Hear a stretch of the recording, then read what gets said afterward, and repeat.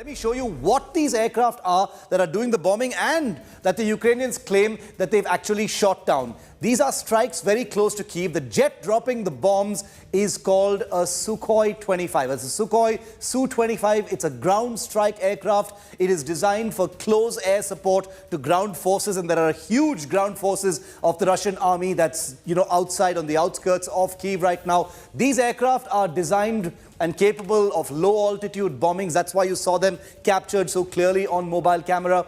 Their weapons include strike missiles, bombs, rockets. They've so far been used in many, many different operations around the world, including and most notably in Afghanistan, Syria, Iraq, and Sudan, but of course in many other operations, including in North Africa as well.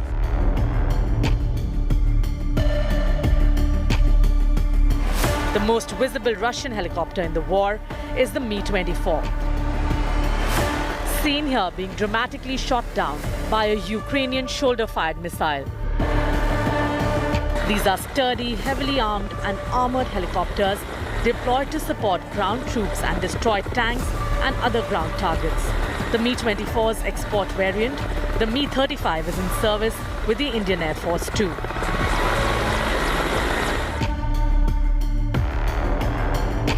The third Russian aircraft type seen in the skies over Ukraine is the Sukhoi Su-34, a supersonic medium-range fighter bomber used for tactical strikes in contested airspace.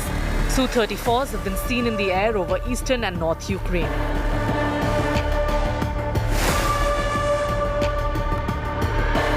The other Russian attack helicopter on combat duties in Ukraine is the Kamov Ka-52.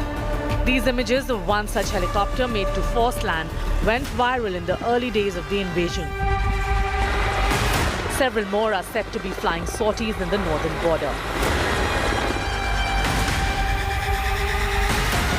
Also clearly visible in the skies over Ukraine are Russian Mi-8 utility helicopters captured here in this airborne assault on the Hostomel air base north of Kyiv in the early days of the invasion.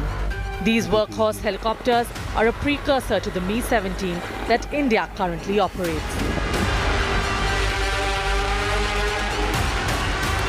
Ukraine has made the huge claim that its air defense systems have shot down two giant Il-76 transport jets, though there has been no visual proof of this. While the iconic Russian Tu-95 hasn't been seen in the skies over Ukraine or even nearby, the high-flying propeller-driven aircraft has figured in the war of claims between both sides, with Ukraine saying its air defense forces have managed to shoot down one of these giant airplanes.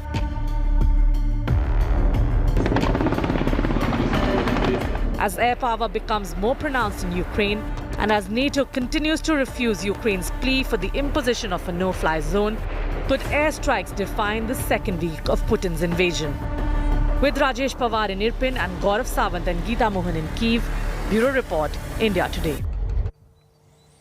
This war between Russia and Ukraine is also a litmus test for the massive Russian arsenal, its weapons and systems, and their might globally. Do keep in mind, India extensively uses Russian equipment, be it the Su-30 MKIs, of course that's an Indian version of the Su-30 fighter jets, the MiG-29s, the attack helicopters, the transport helicopters, Mi-35, Mi-24, the Mi-17s, the Mi-8s. India extensively uses Russian aircraft, helicopters, the S-400, state-of-the-art S-400 system that India has just acquired despite American threat of Katsa or sanctions.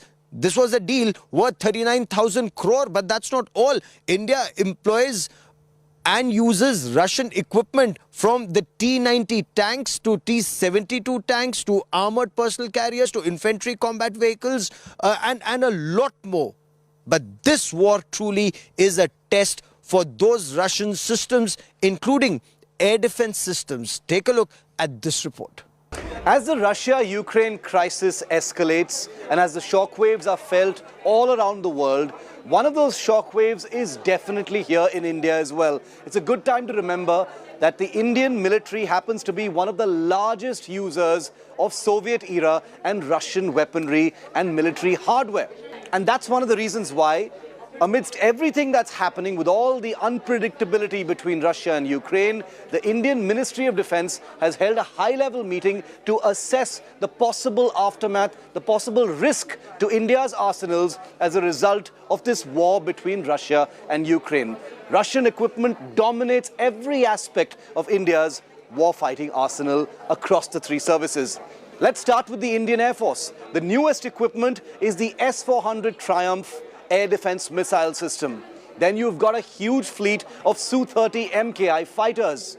Then there are the MiG-29, the upgraded MiG-29 fighters, which are a mainstay in the Indian Air Force. Then you've got the old MiG-21 fighter jets. They've got a controversial reputation, but continue to operate in large numbers. One of the biggest aircraft operated by the Indian Air Force is also of Russian origin, the Ilyushin IL-76 fleet and the similar IL-78, which is India's mid-air refueling tanker fleet. Then you've got the IL-76 PHALCON airborne warning and control system aircraft, which are based in Agra. Utility helicopters are also Russian. The Mi-17 helicopters, very visible, very iconic.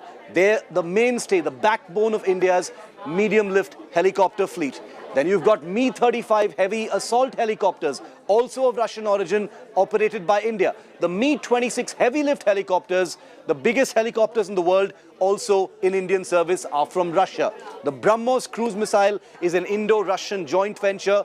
Much of the technology is from Russia.